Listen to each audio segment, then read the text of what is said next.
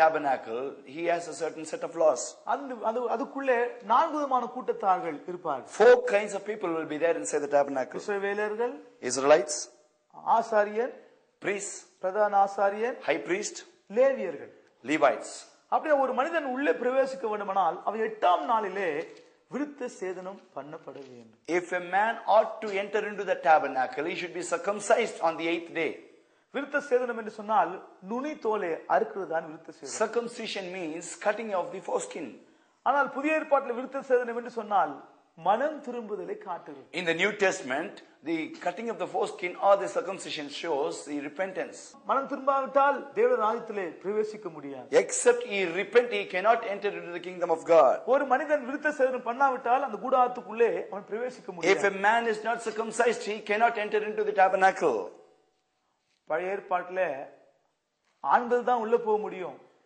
In the Old Testament, only the male people can enter into the tabernacle. ஆனா புதிய ஏற்பாட்டிலே பெண்களும் பிரவேசிக்கலாம். இருதயத்தில் உண்டாகும் விருத்த சேதனமே விருத்த சேதனம் சொல்லப்பட்டிருக்கு. But in the New Testament, the circumcision which is of the heart is a circumcision, and therefore even the female people can also enter into the tabernacle. இருதயம் ஆண்களுக்கும் இருக்குது, பெண்களுக்கும் இருக்குது. Both the sisters or the brothers, they have a heart. எல்லாரும் அதுக்குள்ளே பிரவேசிக்கலாம். Everybody can enter therein. ஆனால் அவன் மனம் திரும்ப வேண்டும். But he should repent. விருத்த சேதனம் என்று சொன்னால் மனம் திரும்புதலை காட்டுகிறது. Circumcision speaks of conversion of heart. இன்னைக்கு अनेக மனம் திரும்புன்னு சொல்றாங்க, ஆனா பொய்யான மனம் திரும்புகிறார்கள். People say that they are converted, they have repented, but they say that's a false repentance. நான் பொய்யான மனம் திரும்புன்னு வெச்சுங்க. If we have a false repentance, என் வாழ்க்கை ஃபுல்லா துன்பமயமா இருக்கும். all my life will be agony. எல்லாம் மாயைக்குள்ளே கிடக்கும். Everything shall be in vanity. என்னதான் ஜெபம் பண்ணாலும் ஜெபம் கேட்கப்படாது. Whatever extent to which I pray cannot be answered. என்னதான் ஜெபம் பண்ணா ஜீவியம் மாறாம அப்படியே இருக்கும். Even if I pray for many hours together, my life will not be transformed. அதுதான் பொய்யான மனம் திரும்புதல். That is called the false transformation or repentance. நாம் உண்மையான மனம் திரும்புவோம். We should truly repent. தேவன் இந்த வேளையிலே உன்னை பார்த்து சொல்கிறார், நீ மனம் திரும்பு. The Lord speaks to you now and says, you repent. மனம் திரும்புங்கள், பரலோக ராஜ்யம் சமீபமா இருக்கிறது என்று கர்த்தராகிய இயேசு சொன்னார். Repent, for the kingdom of God is nigh at hand, said Jesus. அறியாமையுள்ள காலங்களை தேவன் காணாத போது இருந்தால் இப்போதோ மனம் திரும்ப வேண்டும் என்று எங்குமுள்ள எல்லா மனுஷருக்கும் அவர் கட்டளை கொடுக்கிறார். At the time of ignorance, God winked at all people who committed sin, but that now it is preached unto every creature that everybody should come to repentance. நீங்கள் மனம் திரும்பாம போனினால் நீங்கள் அப்படியே கெட்டு போவீர்கள். If you do not repent, you will perish. ஆனா இன்னைக்கு अनेक பொய்யான மனம் திரும்புறாங்க. Today many people falsely repent. நான் மனம் திரும்ப தேவன் நமக்கு எத்தனையோ chance தரார். God gives us many opportunities for us to repent. தூதர்கள் மூலமா உணர்த்துறார். He convicts us through the angels. சொப்பன மூலமா நமக்கு வெளிப்படுத்துறார். He convicts us through visions and dreams. தீர்க்கதரிசி மூலமா நம்மோடு பேசுறார். He speaks to us through prophecies. வேத வசனம் மூலமா நம்மோடு பேசுறார். He speaks to us through his word. ஆனா இன்னும் अनेகர் இதயத்தை கடினப்படுத்தி மனம் திரும்பாமல் வாழ்ந்து கொண்டிருக்கிறார்கள். But still many people are hardening up their hearts, they don't repent at all. மனம் திரும்புதல்ல 7 விதமான படிகள் இருக்குது. There are 7 steps in repentance. முதலாவதாக பாவ உணர்வு. First of all, there is a conviction. அப்போஸ்தலர் 2ஆம் அதிகாரத்தில் இருக்குது. Acts of the Apostles 2nd chapter we read that. இரண்டாவதாக மனஸ்தாபப்பட வேண்டும். Secondly, we should be pricked in our heart, repent. 2 கொரிந்தியர் 7ஆம் அதிகாரத்தில் இருக்குது. 2 Corinthians 7th chapter we read that. மூன்றாவதாக அறிக்கையிட வேண்டும். Thirdly, there is a step called confession. 1 யோவான் 1ஆம் அதிகாரத்தில் காணப்படுகிறது. First chapter we read that. அடுத்தபடியாக திருப்பி கொடுக்க வேண்டும். After that, restitution. லூக்கா 19ஆம் அதிகாரத்தில் காணப்படுகிறது. Luke's Gospel 19th chapter. அடுத்தபடியாக மத்தேயு 5ஆம் அதிகாரத்தில் ஒப்புரவாக வேண்டும் என்று சொல்லுகிறார். Next, in Matthew's 5th chapter we read about reconciliation. ரோமர் 3ஆம் அதிகாரத்தில் நீதிகரித்தல் என்று சொல்லப்பட்டிருக்கு. Romans 3rd chapter we read about justification.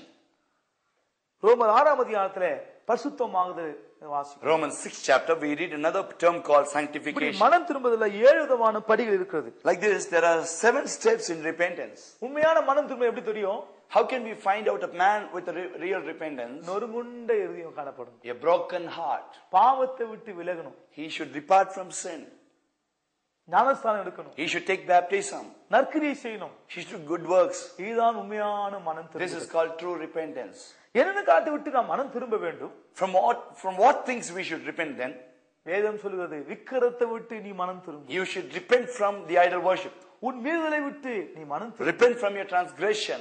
விழுந்து போன நிலவரத்திலிருந்து நீ மனம் திரும்பு. Repent from your fallen state. உன் துர்க்குணத்தை விட்டு நீ மனம் திரும்பு. Repent from your wicked works. உன் வழிகளை விட்டு நீ மனம் திரும்பு. Repent from your ways. உன் பொல்லாப்பை விட்டு நீ மனம் திரும்பு. Repent from your evil doings. உன் உபவாசத்தோடும் அழுகையோடும் புலம்பலோடும் நீ என்னிடத்தில் திரும்பு. Return unto me with fasting, weeping and prayer. தேவன் நீ திரும்பும்படியாக தேவன் பார்த்துக் கொண்டிருக்கிறார். The Lord expects you and expecting of you to repent. Nineveh ஜனங்கள் அவர்கள் திரும்பினார்கள். The people of Nineveh, they repented. அருமையானவர்களே, நாம் கூட மனம் திரும்ப வேண்டும் ஆண்டவர் பார்த்துக் கொண்டிருக்கிறார். Even the Lord desires that we should also repent. சரி, உண்மையான ஒரு மனம் திரும்பணும் எப்படி தெரியும்? How can we find out a man of his repentance? நீங்க 2 கொரிந்தியர் 7ஆம் அதிகாரத்தில் நீங்க வாசிக்கும்போது 2 Corinthians 7th chapter we read, உண்மையான ஒரு மனஸ்தாபம், ஒரு தேவனுக்கு கேட்ட துக்கம் காணப்படும். you will have a real sorrow concerning the things of God. அப்ப உண்மையான மனம் திரும்பணும்னு சொன்னா அந்த அதிகாரத்துல வாசிக்கும்போது சில காரியங்கள் சொல்லப்பட்டிருக்கு. In the chapter, as we go through the chapters, there are certain things we see about true repentance. அந்த உண்மையான மனம் திரும்ப பத்தி பவுல் சொல்லுகிறார், எவ்வளவு ஜாக்கிரதையும், with what care did you repent? எவ்வளவு நியாயம் பேசுதலையும், what carefulness and what clearing, விருப்பையும், what kind of indignation, பயத்தையும், what kind of a fear, வைராக்கியத்தையும், what kind of a vehement desire, ஆவலையும், what kind of a zeal உண்டாக்குறது. it makes of you. உண்மையான மனம் திரும்ப எனக்குள்ள இருந்தா, if there is a real repentance in me, ஜாக்கிரதையா இருப்பேன். I will be very careful. இரண்டாவது, உண்மையான மனம் திரும்ப எனக்குள்ள இருந்தா, if I have a real repentance, நியாயம் பேச மாட்டோம். I will not take revenge over anything. உண்மையான ஒரு மனம் திரும்ப எனக்குள்ள இருந்தா, if there is a real repentance, ஒரு வெறுப்பு உண்டாகும் எல்லாத்துக்கும் மேல. I will have an hatred over things. உண்மையான ஒரு மனம் திரும்ப எனக்குள்ள இருந்தா, if there is a real repentance, பயத்தோடு நாம் காணப்படுவோம். we will be found with the fear of God. உண்மையான ஒரு மனம் திரும்ப இருக்குன்னு சொன்னா, if there is a real repentance, நாம் கர்த்தருக்கு வைராக்கியமா இருப்போம். we shall live with a zeal for the Lord. சத்தியத்துக்காக, பரிசுத்தத்துக்காக, ஊழியத்துக்காக, உபதேசத்துக்காக வைராக்கியமாய் காணப்படுவோம். we shall live with a great zeal for the truth and for the fasting for the Lord and for the word of God. உண்மையான மனம் திரும்ப இருக்குன்னு சொன்னா நாம் ஆவலோடு காணப்படுவோம். if there is a real repentance, we shall be found with a great desire and longing. ஆண்டவர் உண்மையாய் மனம் திரும்படியா தேவன் காத்துக்கொண்டார். the Lord is expecting you to really repent. சாலமோனுக்கு 2 சான்ஸ் கொடுத்தார். God gave 2 chances for Solomon. எகிப்தியருக்கு 10 சான்ஸ் கொடுத்தார். for the Egyptians, God gave them 10 chances. சிம்சோனுக்கு 3 chance கொடுத்தார். God gave 3 chances for Samson. நமக்கு மனம் திரும்ப எத்தனையோ chance. God gives us many umpteen chances for us to repent. மனம் திரும்புங்கள். repent. அப்படினா ஒரு மனிதன் உள்ளே பிரவேசிக்க வேண்டுமானால் அவன் விருத்த சேதனம் பண்ணப்படும். if a man therefore should enter the arena into the tabernacle, he should be circumcised. நாம் பரலோகத்துக்கு போகணும்னு சொன்னா முதலாவதாக நாம் மனம் திரும்ப வேண்டும். to go to heaven, we should repent first of all. அடுத்தபடியாக அந்த உள்ளே பிரவேசித்த உடனே ஒரு பலிபீடத்தை பார்க்கிறோம். as soon as you enter into the tabernacle, you see an altar. இதை குறித்து யாத்திராகமம் 27ஆம் அதிகாரம் முதல் வசனத்திலிருந்து 8 வரைக்கும் நாம வீட்ல போய் வாசிப்போம். in Exodus 27th chapter, from 1st verse to 8th verse, we find about the altar. அந்த பலிபீடம் 5 முழ நீளமும் 5 முழ அகலமும் 3 முழ உயரமா இருக்க வேண்டும். the altar should be of 5 cubits long and 5 cubits broad and 3 cubits in height. 5 என்று சொன்னால் மனுஷனை காட்டுகிறது, 3 என்று சொன்னால் திருத்துவ தேவனை காட்டுகிறது. 5 speaks about man and 3 speaks about the triune God. இயேசு கிறிஸ்து இந்த உலகத்திலே பூரண தேவனாய் உலகத்திலே அவதரித்தார், பூரண மனிதனாய் அவர் அவதரித்தார். Jesus took the incarnation of a perfect man and perfect God on this earth. அப்படினா இந்த பலிபீடம் எதை காட்டுகிறது? if that be so, what does this altar signify? இந்த பலிபீடம் ஒப்பு கொடுக்கிறதான ஜீவியத்தை காட்டுகிறது. this altar signifies a life of submission. இந்த பலிபீடம் யாரை வெளிப்படுத்திக் கொண்டிருக்கிறது? whom does this altar reveal? கர்த்தராகிய இயேசு கிறிஸ்துவுக்கு நிழலாட்டமாய். this altar is a shadow for the Lord Jesus Christ. Pavul சொல்கிறார், நமக்கு ஒரு பலிபீடம் உண்டு. St. Paul says that we have an altar. அந்த பலிபீடத்தின் மேலே பலவிதமான பலிகள் செலுத்த வேண்டும். many sacrifices should be offered upon that altar. பலிபீடத்தின் மேல் 5 விதமான பலிகள் செலுத்த வேண்டும் என்று வேதத்தில் வாசிக்கிறோம். in the scripture we read 5 kinds of sacrifices should be offered. சர்வாங்க தகன பலி, burnt offering, போஜன பலி, meat offering, சமாதான பலி, peace offering, பாவ நிவாரண பலி, sin offering, குற்ற நிவாரண பலி. sin of transgression. என்னென்ன மிருகத்தை பலியிட வேண்டும், கொண்டு வர வேண்டும் பலிக்கு? what all kinds of animals should be brought for the offering? ஆடு, goat, வெள்ளாடு, sheep, புறா, dove, காளை, bullock. இவைகளை கொண்டு வர வேண்டும். They should bring all these animals there. கொண்டு வந்த உடனே ஆசாரியன் அந்த காளை மேல் கைகளை வைக்க வேண்டும். The priest should place his hand upon the head of the animal. பிறகு அந்த தலையை கட் பண்ண வேண்டும். Then he should cut off the head of the animal.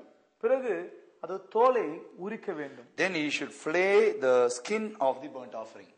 பிறகு அந்த இரத்தத்தை எடுத்து அந்த கொம்பின் மேலும் அந்த பலிபீடத்தில் மற்ற சுற்றிலும் தெளிக்க வேண்டும். Then he should take the blood of the animal and sprinkle it upon the horns of the altar and even around the altar. பிறகு அந்த பலிபீடம் நான் சொன்ன கர்த்தராகிய இயேசு கிறிஸ்துவை காட்டுகிறது. As I told you already that this altar shows the Lord Jesus Christ. அந்த பலிபீடத்திலே அந்த மிருகத்தை துண்டு துண்டாக வெட்ட வேண்டும். They should cut the animal into pieces and place it on the altar. அதுக்கு எல்லாவற்றுக்கும் ஆவிக்குரிய அர்த்தம் உண்டு. It's got a spiritual significance. தோலை உரிக்க வேண்டும், Flaying the skin, கட் பண்ண வேண்டும், cutting into pieces, துண்டு துண்டாக கட் பண்ண வேண்டும். should cut into pieces. எல்லாவற்றுக்கும் ஆவிக்குரிய அர்த்தம் இருக்கிறது. All these things have a spiritual நான் significance. இப்போது அதை சொல்ல வரவில்லை. I'm not going to speak of all these things. இந்த அந்த பலிபீடத்தின் மேல் அந்த பொருளை கட் பண்ணி வைக்க வேண்டும். They should keep the pieces of the offering on the altar. நான் சொன்னேன் இந்த பலிபீடம் என்று சொன்னால் கர்த்தராகிய இயேசு கிறிஸ்துவை காட்டுகிறது. Altar shows the Lord Jesus Christ. இந்த பலிபீடம் சதுரமாக இருக்க வேண்டும் என்று அந்த அதிகாரத்தில் வாசிக்கிறோம். The altar should be 4 square. இந்த சதுரம் எதை காட்டுகிறது? What does the square means? ஒரு மனிதன் இயேசுவிடம் தன்னை ஒப்பு கொடுத்தால் அவர் தன்னை போல அவர் மாற்றுவார். If a man would offer himself completely unto the Lord Jesus Christ, he shall convert or transform him like unto himself. அவன் எப்பேற்பட்ட மனிதனா இருந்தாலும் இயேசுவிடம் ஒரு மனிதன் வருவானால் அவர் தன்னை போல அவனை மாற்றுவார். A man be so whatsoever is, if he shall come into the Lord Jesus Christ, he shall transform him like unto himself. சிலரை அவர் சபித்து விட்டார். He cursed some of those children. Issachar நீ கழுதை. Issachar, he calls him as ass. Benjamin நீ பீறுகிற ஓநாய். He calls Benjamin as the ravening wolf. தான் வழியிலே கிடக்கிற விரியன். He calls Dan as the viper on the way. சில பிள்ளைகளை யாக்கோபு சபித்து விட்டார். Some of those children were cursed by Jacob. ஆனால் உபாகமம் 33ஆம் அதிகாரத்தில் நாம் வாசிக்கும்போது, But in Deuteronomy 33rd chapter we read, அந்த சாபம் ஆசீர்வாதமாக மாறினது. all those curses were turned into blessings. அந்த இடத்துல பார்க்கும்போது ரூபன் நீ சாவாமல் பிழைப்பானாக. In that place we find that Reuben, oh Reuben, you shall not die but live. யூதா உன் கைகள் பலப்பட கடவது. Oh Judah, let your hands be strong. Benjamin நீ பிரியமானவன். Oh Benjamin, you are beloved. தான் நீ Balasingham. Oh Dan, you are a strong lion. ஆதியாகமத்தில யாக்கோபு சபித்து விட்டார். In Genesis we find Jacob cursed his children. ஆனால் உபாகமத்திலே சாபம் ஆசீர்வாதமாக மாறினது. But in Deuteronomy the curses were changed into blessing. அருமையானவர்களே, நீ எப்பேற்பட்ட சபிக்கப்பட்டவனாக இருக்கலாம், ஆனா இயேசுவிடம் வந்தானா கர்த்தர் உன்னை ஆசீர்வாதமாய் மாற்றுவார். Oh beloved child of God, you might be a cursed person, but if you could come to the Lord Jesus Christ, he shall change the curse into your blessing. இந்த பலிபீடத்துல 24 மணி நேரமும் அக்கினி எரிந்து கொண்டிருக்க வேண்டும். The fire should be burning upon the altar all the 24 hours. லேவியராகமம் 6ஆம் அதிகாரம் 9 லிருந்து 14 வரைக்கும் நாம் வாசிக்கும்போது, In Leviticus 6 chapter verses 9 to 11 we read, 24 மணி நேரமும் அக்கினி எரிந்து கொண்டே இருக்க வேண்டும். the fire should be burning on the altar all night unto the morning. இது எதை காட்டுகிறது? What does it mean? நம்முடைய ஜீவிதத்திலும் 24 மணி நேரமும் அக்கினி அபிஷேகத்தினாலே நாம் நிறைந்து காண Even in our lives also the fiery anointing should be burning in us night and day.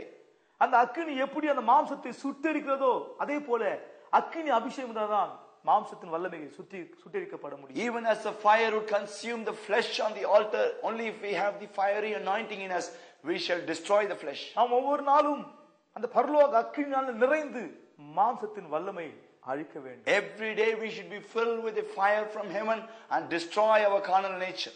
ஒரு நாள் ஒரு ஊழியக்காரர் சபையிலே பிரசங்கித்துக் கொண்டிருந்தார். One day a servant of God was preaching in the church. திரளான ஜனங்கள் அமர்ந்து கொண்டிருந்தார்கள். Multitude of people were sitting there.